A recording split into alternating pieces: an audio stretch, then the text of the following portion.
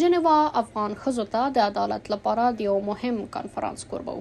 د افغانستان د ښځو له حقونو څخه نړیوال ملاتړ او پر طالبانو د فشارونو زیاتوالی د دغې غونډې اصلي هدف په ګوته شوی دی.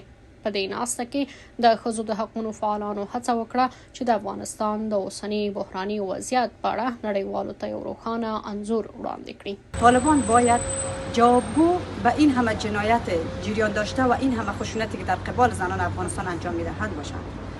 امیدواریم که جهان با هم متحد شده و صدای زنان افغانستان را بشنوند.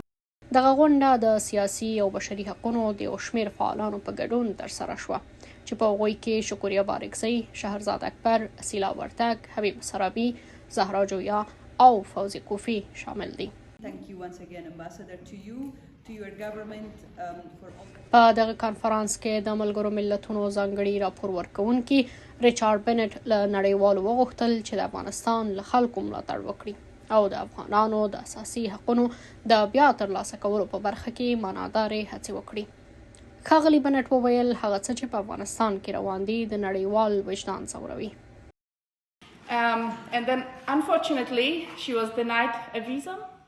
دا په داسې حال کې ده چې شپږو هېوادونو په رسمي ډول د افغان ښځو له حقونو څخه د سرغړونې دوسیه نړیوالې جزایي محکمې ته وړاندې کړې او ټینګار یې کړی چې طالبانو لخوا پر دوامداره سرغړونو باید تمرکز وشي. استاپ جندر اپارتاید این افغانستان.